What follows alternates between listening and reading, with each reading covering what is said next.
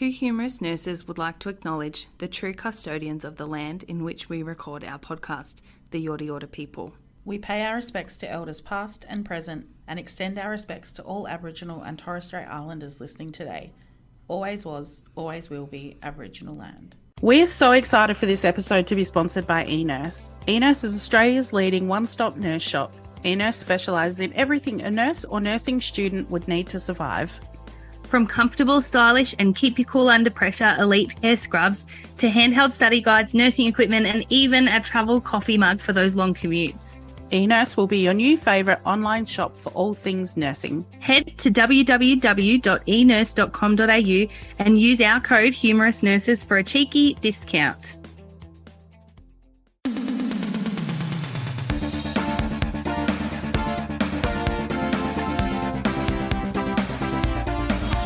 Two humorous nurses with Kelly and Alisha. The podcast that's been diagnosed with humouritis, poor prognosis. Welcome to Two Humorous Nurses, where we plan to bring you funny, informal, conversational chat about all things nursing. Today's episode's been inspired by TikTok. I stumbled across at paging Dr. Fran while doom scrolling reels one night, and she's got some amazing reel She's got an amazing reel series. She has an amazing reel series called Sperm Can Find a Way, and it's all about the ways people have gotten pregnant that aren't from sex. You know, when you... I've been sending them to you, so we need to do this. We need to do this. The one that you sent me most recently. Yes, that's what I'm about to explain. Episode 2 was on how a lady fell pregnant post-hysterectomy. So she had sex night before her hysterectomy, and then they believe that the sperm must have been meeting the egg in the fallopian tube when they took out her uterus. Yeah. So she had a pretty good recovery. Uterus and cervix were removed, but not her fallopian tubes. Had a pretty good recovery, and about 4 or 5 months later, wasn't feeling great. Was nauseated, had an enlarged, bloated abdo. Went and had an ultrasound done. She was pregnant. It leaves me with so many questions, and I know we're not going to get into it today, but I was trying to explain this to my husband the following day. Like, after I was like, this has blown my friggin' mind. And I thought it was so interesting. They were saying, like, that the placenta was attached to the small bowel. And the abdo wall. Yeah. So but how much damage would that have done to the bowel? Right. And also, like, I was thinking, well, how did the egg cell, like, how did this fertilized cell get out of the fallopian tube that was possibly, like, tied off? Yeah, I don't know. There are things that leave me maybe they questioning. don't tie the end of the fallopian tube off if they aren't doing it for sterilisation. Because obviously you can't get pregnant without a uterus. Yeah. I suppose then if they use a diathermy, like maybe it's just cauterised and then maybe it's they not, don't like, because the eggs still have to go somewhere. So maybe they you would drain still out into the ovulate. abdomen. Yeah, but not if the end of the fallopian tube's shut. Yeah, I know. So if it's open, so then maybe it's just open and it's just gone out, and it's like, yeah, I don't like. There's so many answers. Anyway, she has like amazing stories. So then we were thinking, like, anyway, she gave birth at 36 weeks. Yeah, I know. She didn't vaginally give birth, obviously. She's not that good. Nearly came out her asshole, probably. Shit out a baby, literally. God. Oh my God! Imagine the horror. Oh, I have to tell a story now because we're talking about this. And this is like weird medical, I suppose. And when I was growing up, my friend's mum, like one day I went to my friend's house, and my girlfriend Tanisha, I don't think she'll be listening, but so one day I went to her house and her mum was like, she looked like she'd seen a ghost, right? And I'm like, what's happened? She's like, I just can't get over this. Like, this happened. Our neighbour was like going to catch the bus, and she looked like she was in labour, and I'm like, oh, well, I'll drive you to the hospital. Like, she had no one to take her. So she drove her to the hospital, and anyway, they get her to the hospital and whatever, and she goes into labour and she starts pushing, and my girlfriend's mum, her name was Marita, she was like, I couldn't understand why the doctors and the nurses like weren't that phased about what was going on. She was like, I could have sworn like that she was in full-blown labour and that she was about to give birth. And they're like, oh, she's not even in labour, like really playing it down. So they've all left the room, and Marita's in here with this woman, and she's pushing, right? Yeah, so she's 9 months pregnant. Okay. And she's pushing and pushing and pushing. And Marita's like, oh, the nurses and doctors say you're not in labour. Like, what's going on? Next minute, she prolapses. Like, I do not understand. She must have had like a rectal prolapse or something. I really don't understand exactly what's happened. And then Marita said that she prolapsed and a heap of stuff fell out of her. And then the doctors were like pushing it all back in. Like, maybe she did have like a rectal prolapse. Well, I don't know, but I don't.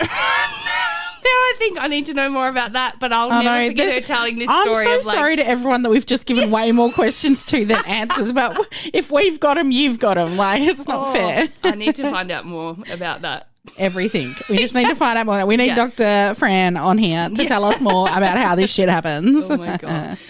But yeah, so on the topic of weird and wonderful, we're going to talk about weird and wonderful medical stuff today. Go first. Yeah, Kelly. No, you go. Oh, me. It's me first, is it? Oh. You might as well go first. Okay. Your page is up.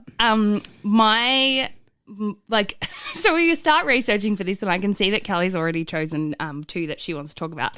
And I'm like Googling, weird and wonderful medical, and I'm watching and thinking, like, I'm reading these thinking I really need to make sure that I'm being sensitive to the people who experience these weird and wonderful medical things. And then I came across this. Persistent genital arousal disorder. And I thought, okay, we'll keep going. So it's a rare condition that involves experiencing unwanted sensations of arousal in your genitals that don't resolve with one or more orgasms. So to be like being on the verge of like, when you're just super horny and it's almost like having constant cock block, like, or what's the other word for that? Is there a female version of cock block? No, I don't know. If left untreated, persistent genital arousal disorder can take a toll on your body and mental health and reduce your quality of life, which I actually believe. Yeah. Like, I really do believe that. But when you read it, it's like, well, so this can happen to male and female? Well, so I'll get into that. So, and I was reading this and I was like, it's defined by a relentless feeling of genital congestion. I've never heard that word before, but it I can already feel it. Yes, exactly. I'm sitting here like oh God. I know. Those who suffer from the condition constantly feel like they're on the verge of an orgasm, and the feeling can last anywhere from a couple of hours to several weeks at a time. Imagine just never being able to relieve that feeling. Imagine trying to work while like being in the middle of a Zoom call and all you want to do is like nut one out. But I think the thing about this is it doesn't actually have anything to do with arousal, so you don't feel aroused at the time. Like, you just feel this like fullness feeling down there of like need to come. Oh, Jesus. But it's not like you don't have the desire. Could you imagine? No. Could you imagine being like, I don't know, this is so not the same thing, but having an erection but not having arms and legs, like not being able to do anything about it or work it out. I mean, actually, it's not the same thing because you might have the desire there, but it would just be like an impossible feeling, I think. The condition mostly affects women, although it's been reported in men, but there's confusion because of priapism. Yes. So they don't know. It's not been that much like studied that much in men because it's being compared to priapism because of an extended erection. But then it wouldn't necessarily. I imagine that this feeling wouldn't necessarily come with an erection either. Like if you're feeling down like that, I don't know. It's like having a constant female erection. They talk a lot about women in this specifically. Yeah. So it mostly affects women. It's been reported in men. It's estimated to affect 1% of people assigned female at birth, but the rate could be much higher due to stigma or embarrassment. Yeah, of course. There'd be lots of reasons why people don't want to talk about it, I imagine. It'd be a fucking horrible feeling. Imagine not knowing what it was either. Like, imagine walking around, and it was saying that that it can be triggered by anything. So, like, if you're going for a run and your heart rate increases, that's enough. Your body gets confused that maybe that's arousal, and then boom. Oh.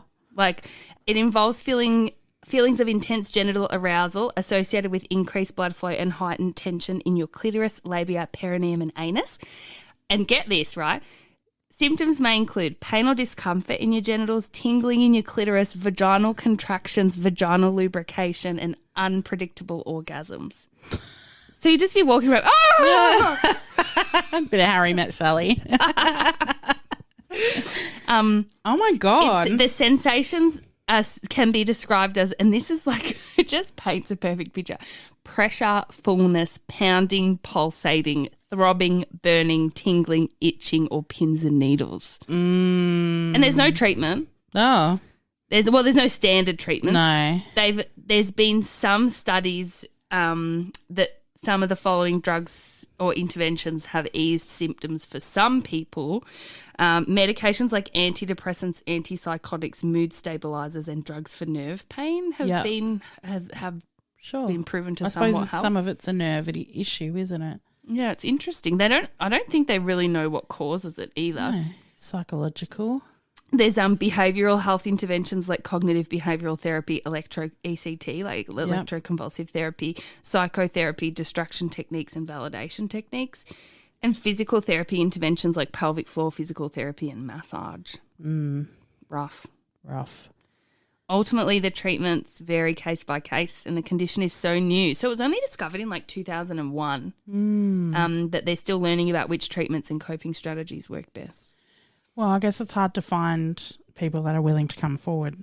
Yeah, and then also be studied. Like, how embarrassing. Yeah, exactly.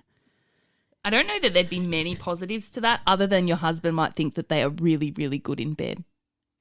Yeah, but imagine if that's like if you're saying that's causing you have that but you don't necessarily have the desire no. then you probably wouldn't even want to have sex because it might trigger this response and then you have your sex and you have an orgasm. And then you walk away and you still have this it'd be awful feeling. Yeah, that. Oh. Well, we'll go from one end of the body to the other. So we'll go from vaginas to the mouth. My first disorder is pica.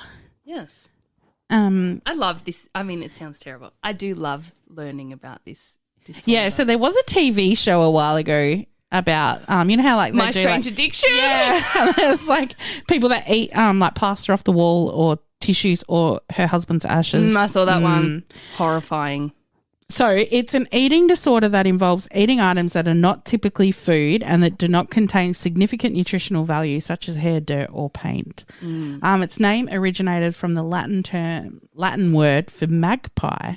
What? Yeah, because the magpies are famed for eating unusual things and having unusual behaviours. Oh my God. Random, hey? That is so random. It's like in spring when they decide they're going to eat human. Get attacked by magpies all the fucking time. Anyway, it's considered an eating disorder according to the Diagnostic and Statistical Manual of Mental Disorders, the DSM-5, when it persists for more than 1 month at an age when eating objects is considered developmentally inappropriate. Because, you know, like so not when young you're kids, a baby. you're putting things in your mouth for exploration reasons. Not part of culturally sanctioned practice. So there are some cultures around the world that eat clay and things like that, and is significantly severe enough to warrant clinical attention.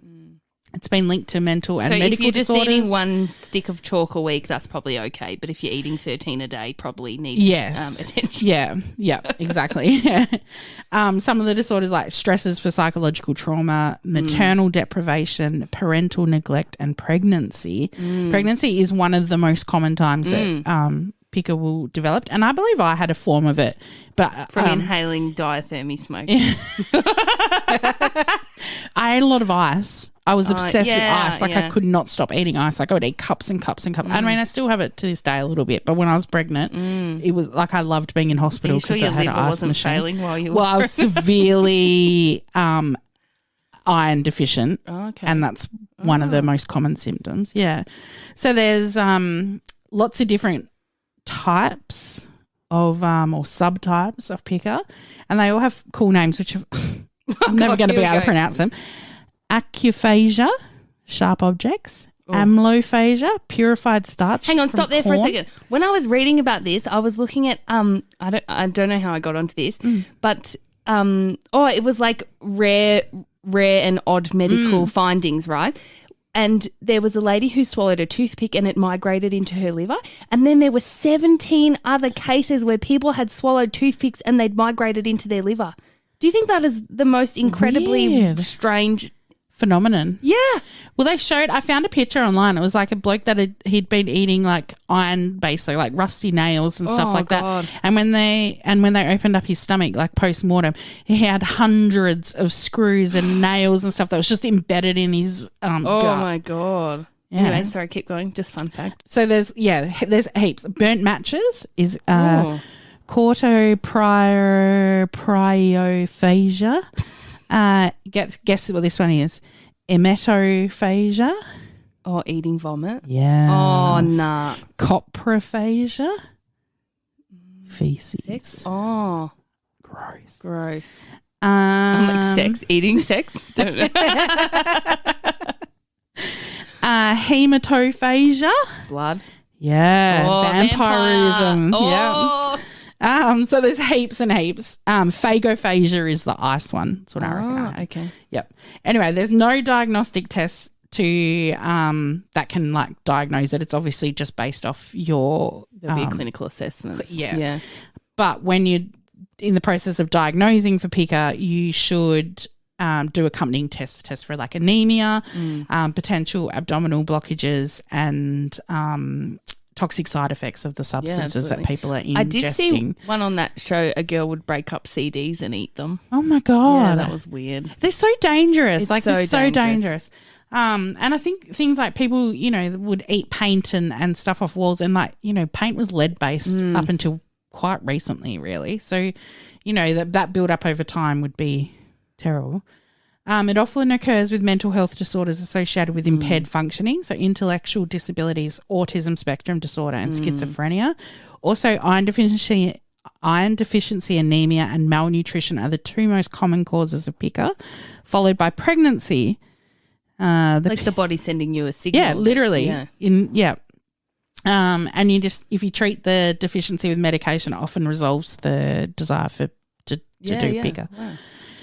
And then there's correlations between, malnutrition and not ingesting enough nutritional value. So a lot of people that have pica will still eat food, but often not to the extent that they require it, thus leading to further nutritional issues and iron deficiency and things like that. It's like this vicious cycle. Yeah. They often treat it with like behavioural issues, just reinforcing. I remember that lady from My Strange Addiction who was eating her husband's ashes. When they were trying to help her and intervene, she ended up locking herself in the bathroom, and she was saying like her biggest fear. So she would eat a little bit every day, but her biggest fear was that when it's gone, like that it will be gone. Like that was her greatest fear, and she was, it was getting to the point where she was consuming it so quickly that it wasn't going to last, and it was terrifying her. And then when they tried to intervene, like and hold an intervention, she locked herself in the bathroom, and they ended up having her committed. Yeah. It was really awful. Well, if it's not resolved by fixing the nutritional deficits, then it's obviously psychological and behavioural. So I think this woman was just so grief stricken, and she really wasn't coping. And, it's often trauma based too. Like obviously, so aversion therapy, positive reinforcement therapy, and sensory based. If it's sensory based, so a lot of people will have things in their mouth for the feeling of it. Switching those feelings from non-edible items to actual edible items. Apparently popcorn is used a lot. Oh, there you go. And fizzy lollies. Because of the crunch. Yeah. Okay. Interesting. Anyway, it's like so random what people will It's just amazing in what their your mouth. body, and also just what the control that your mind can have over your actions. I know. Like, Yeah. crazy. When I was on placement at the Royal Children's, there were so many teenagers presenting and being admitted with psychosomatic illness. Crazy. Like I won't talk about them, but like there were so many that were, most of them were like intergenerational trauma, and then also like there were a few like Munchausen's by proxy, like their parents convincing them that they were sick, and and then like in a wheelchair, can't function, kind of sick, like, and just so incredible what the body and what the mind can do Yeah. to you. Yeah. Crazy. Yeah. The mind is so powerful, isn't it? So powerful. I think it's definitely underestimated. Speaking of the mind, I've got the coolest, not the coolest, it's fucking fucked up. But I have another one called Charles Bonnet syndrome. Never heard of it in my life. No. Apparently it's way more common than we would think, right? So Charles Bonnet syndrome is a condition that happens when a person with low vision has visual hallucinations, right? So the eye's retina facilitates the conversion of light into a visual message for the brain. And when it's not able to do this, like when you're not getting enough light or your vision is impaired, and if your vision gets worse, then you become more likely to develop Charles Bonnet syndrome. And I got onto this because I saw an article about this 67-year-old retired teacher in Kentucky was on the verge of asking for an exorcism after she started seeing oblong faces with large teeth, eyes and ears hovering over her. The doctors confirmed she wasn't on drugs and wasn't losing her mind. She knew the hallucinations weren't really there and they didn't speak to her. Okay, right? So they're just visual. Yeah, so the hallucinations can be simple, like bright coloured patterns that show up over everything that you see. And the medical term for that is unformed hallucinations, or you can see more complicated things like animals, buildings or people that don't exist and that they're formed hallucinations. Scientists aren't really sure of the pathophysiology behind it, but they think that the hallucinations happen because the lower vision reduces the number of images your brain gets, and because it's been used to getting all of these constant visions and all of this information, your brain wants more. So it uses memories to recall things that it's seen, or it just makes things up so that you've got something to see. Is that not crazy? That is so crazy. It's amazing. And again, like your brain is like, oi, we can't see. I'll give you something. Yeah. I'll give you something to watch. Crazy. So it can affect people with conditions that cause vision loss, such as age-related macular degeneration.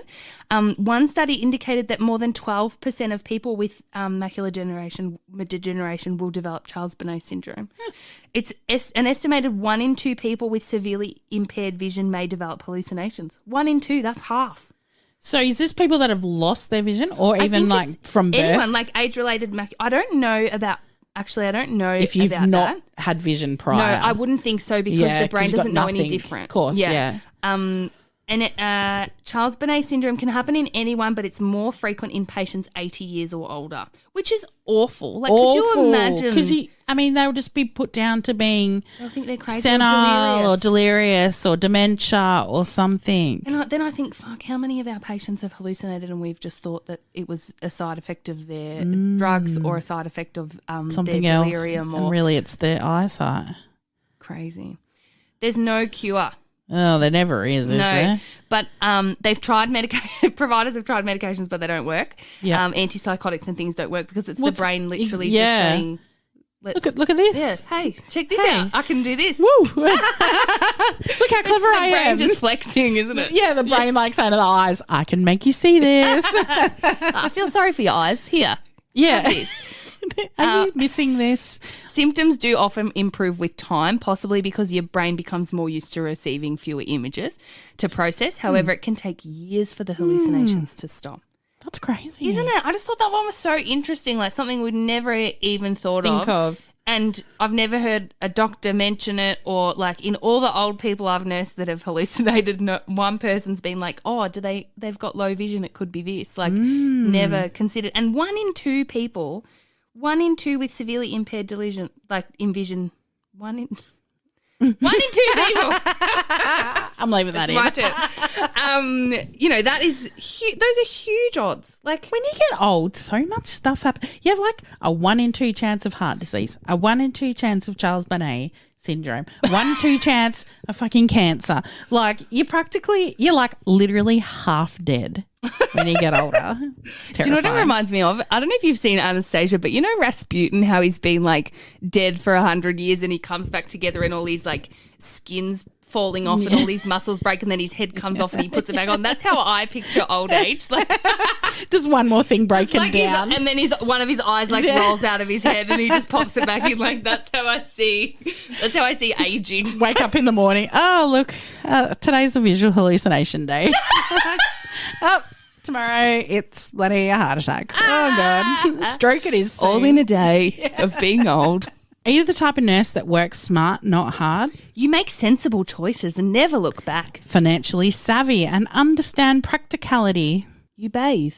You pick up extras and stay back to help. You don't wear your mask under your nose. You buy Elitecare Scrubs from eNurse because that's the sensible choice. You like the freedom of choosing extra length or 4XL. And the affordability that gives you fanny flutters. You go to enurse.com.au and buy a pair or two. Use the code HUMOROUSNurses for 10% off. That's smart nursing. That's eNurse. Loves our nurses. I've got some other things, actually, stuff that I found that I just thought was interesting. Pornography headaches. So sex headaches are both mysterious and somewhat rare. A neurologist I don't feel like they're mysterious at all. I feel like your vision just hurts from staring at the screen for too long and wanking.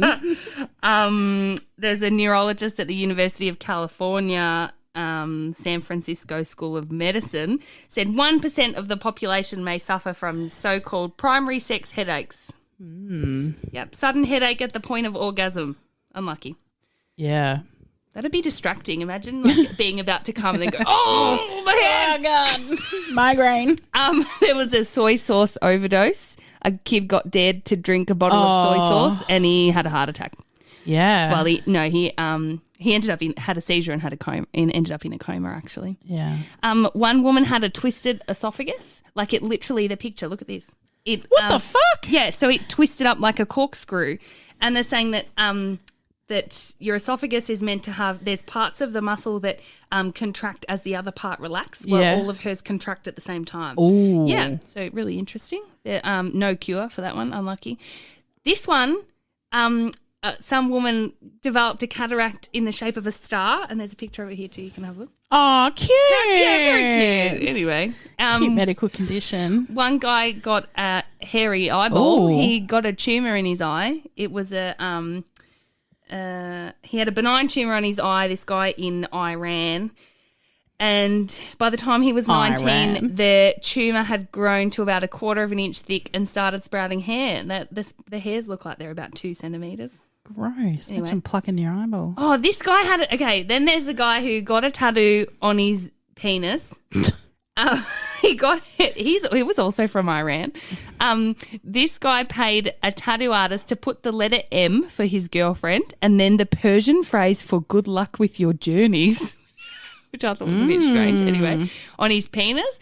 He had pain for 8 days after the tattoo and then his penis became permanently semi-erect. He lived with the condition for 3 months and then went and got medical help. They tried to put a shunt and to drain the excess blood and it didn't work. And he was like, oh, well, I guess I'll live with it.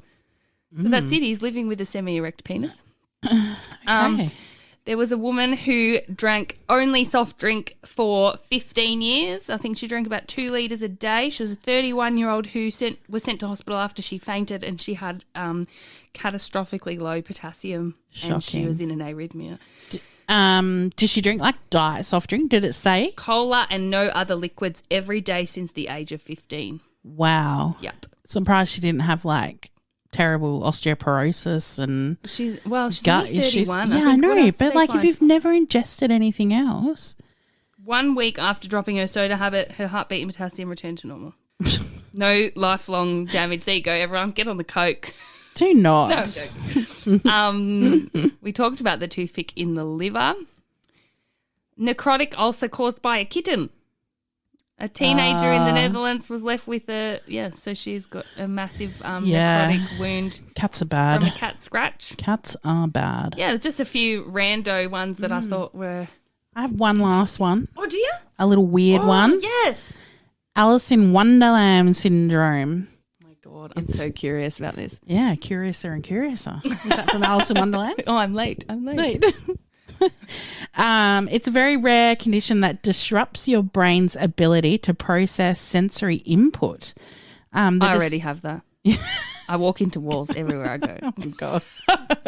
The disruption affects how you perceive the size of things you see around you, the feel or look of your own body, or both. Oh. Yeah. It can distort your sense of reality, and 2/3 of cases that happen in people in under 18 years of age. Oh, my gosh. It's a rare condition and there's very little research into it. It is temporary. Temporary? Is that a word? Temporary. Temporary. Short-lived and doesn't often require direct medical attention. So, Gosh.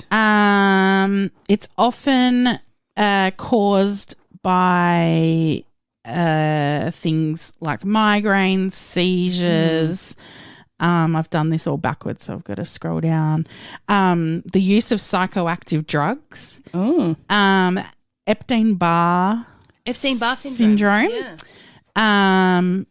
And there's a relationship between the syndrome and glandular fever, which is a type of Epstein-Barr syndrome as well, I think. And then if it happens in adults, it's more likely related to migraine activity. So anything that disturbs the brain can cause these things to happen. So there's three main types of the syndrome: disturbances in self-perception. So people have trouble correctly perceiving the size and feel of their own body. It changes your sense of reality and your ability to feel connected to your body and emotion and the passage of time. Would it be like if you reached out to grab something, like your hand might look enormous or look really tiny? Yep. Disturbances in visual processing. So it affects how your brain processes what you see around you. And this is the most common form, makes up 75% of cases, and combined symptoms where you get both. So in the perception of your body, it can cause your body to feel too big or too small, or it can cause your whole body to feel unusually tall or short.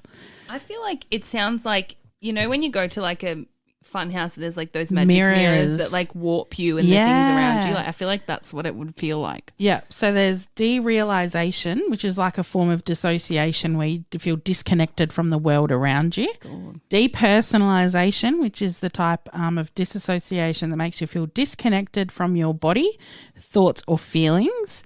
Some people describe this feeling as watching your own life in third person, as if you're watching from over your own shoulder or outside of yourself. Feeling split in two, known as somatopsychic duality. People often describe this as feeling they're split in two vertically. Makes them feel as if their body's left and right halves exist separately. Oh, what the fuck? But you can feel both. So crazy. Disruption in the sense of time. So your ability to judge the passage of time, often feel like they're standing still or that time is greatly sped up or slowed right down. What in the world? I know. And then there's things like macropsia,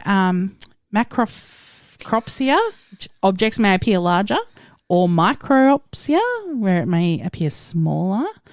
Changes in distance. So you have this, I'm not even going to attempt to. Oh my God, there's just so much. many. Literally, it changes your perception of everything around you. Freaking hell. Yeah. And there's, again, and one of the other one, which I found quite interesting, was called zoopopsia. Zoopsia. Jesus, why do I pick these things? In additional hallucinations, sometimes associated with this syndrome, involves hallucinations of swarms of small animals, ants, mice, etc. How random. I know. And it's small animals. Yes, specifically. Or isolated groups of larger animals. What? The experience of zoopsia is a shared symptom of a variety of conditions, not just this Alice in Wonderland syndrome. There's no treatment, no standardized treatment. It's so temporary and fleeting that it often doesn't require anything. How have they been able to, if it's so fleeting, how have they been able to study it so well? They haven't really, right. But it's just this. But they, again, as with most of them, you got to treat the underlying condition. Yeah. So you treat the virus or whatever is affecting you, the migraine. Is that how it's, yeah. And then, so they have tried things such as antiepileptics, migraine prophylaxis, antivirals, antibiotics. Antipsychotics are rarely used due to their minimal effectiveness. I wonder if you get it once, like say I'm someone who might get a migraine once a year or once every 2 years. Yeah, I don't know. If you get it once, do you get it again? Or is it just a one-off? Yeah, I don't know. Yeah. It's so these things are so intriguing though. Like as you said, like it's a lot of the time these weird diagnoses are brain related. What's the strangest thing you've ever nursed? Like, have you ever nursed anything like this? No, I've nursed priapism though. Oh yeah. What did you have to do? It was a side effect from a drug. What did you have to do? We injected it with something. Was this in theatre? No, it was on a ward, medical ward. God, poor bloke. It had been erect for the like whole time. Nearly 8 hours, and they were worried that it was going to lose function. Oh, he was quite young. He was terrified to stick needles in it. Yeah, I bet he was. I can't remember what we injected it with. I wasn't paying a huge amount of attention. Vasodilator, would it? Yeah, I don't know. I've just made that up. Yeah. One of the doctors was Google like, treatment they used to just stick a icy cold spoon on the end of it.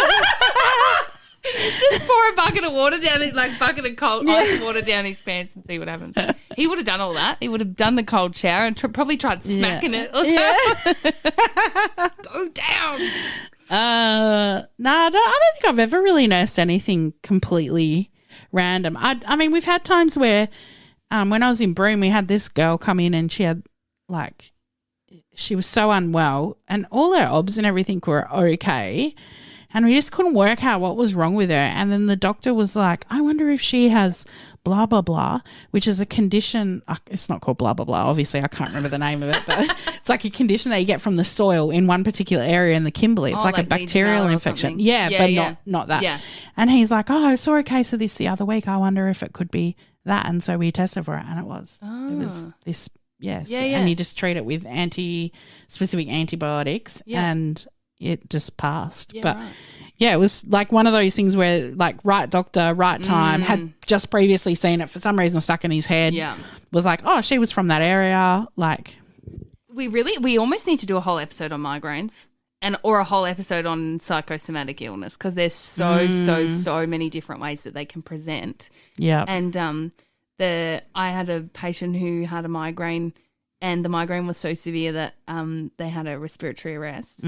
And like that was the most random thing ever, and then was like extubated the following day in Melbourne. I don't think I've ever had a true migraine, like a full. I had one after I went like skiing.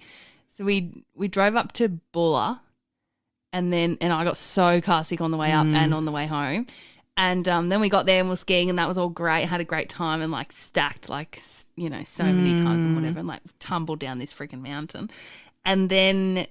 We got home and I was so sick and I was like, I must be pregnant. Oh my God, I'm so sick. Took all these pregnancy tests. I'm like, if I'm pregnant, like this baby's fucked. Like I rolled down this hill. Like I've just shit. Anyway, wasn't pregnant, just had a horrific migraine and it went for like a week. Like I was in bed and I didn't, because I kept thinking I was pregnant. I didn't do anything about it. And then I ended up going to the hospital and had one dose of Ketorolac and I was cured. Yeah, Ketorolac's like the magic drug, isn't it? It is the magic drug. Yeah. But yeah, migraines are pretty intense.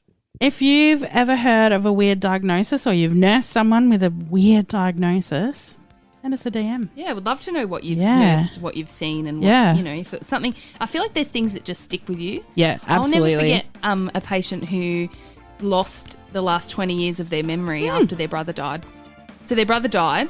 Traumatic event. Traumatic event. Your brain goes, can't deal. Shut down. Gone. And then took days and days and days for it to come back. And we ran every fucking test known to man. Yeah. Like, what is wrong with this person? Send us a DM at 2 Humorous Nurses Podcast on Insta. Or send us an email hello@twohumorousnurses.com. Give us a 5-star rating or review on the podcast platform you listen to us on. Tell a friend to listen to us. I feel like we've had a heap of new listeners lately. Yes. And a heap of new followers on Instagram. Hello to the new it's followers. Like people like in the new year getting into it. Oh, also need to plug, if you know anyone who needs a grad year, not saying you have to do a grad year, but if they really want one, send us a DM as well because we know of a few spots. So, and we'd love to fill them. So, shoot us a DM or an email. Anyway, tell your friends. Tell your friends.